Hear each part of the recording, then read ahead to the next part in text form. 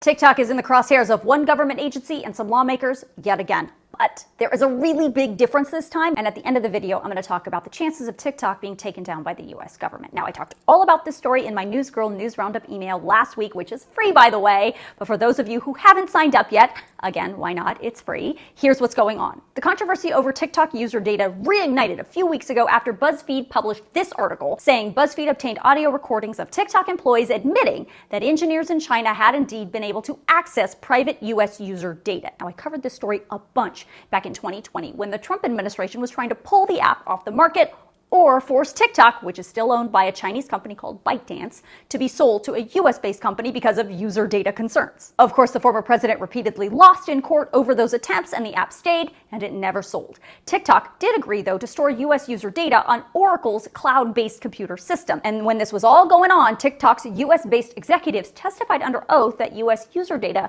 was being stored on US soil and wasn't being accessed by China. Well, after BuzzFeed's article, ByteDance did admit that some Chinese TikTok employees can access US user data, but only after going through authorization approval protocols overseen by our US-based security team. So because of that article, this guy, Brendan Carr, who is a Trump-appointed ranking Republican commissioner at the FCC, not the head, which is going to be important in a second, issued this 4-page letter to Apple and Google last week asking the companies to remove TikTok from their app stores. And since that letter was issued, several Republican lawmakers have sent letters of their own to TikTok to try and get to the bottom of this, and sent letters to the Treasury Secretary asking why the Biden administration isn't doing more to deal with TikTok. So what's going to happen with this app? First, understand FCC commissioners are appointed, they are not elected. Second, Mr. Carr is not the head of the FCC, he is just a commissioner, and from what it seems, he's the only one pushing this issue. The FCC does not regulate app stores, and Carr cannot single-handedly compel anyone to do anything,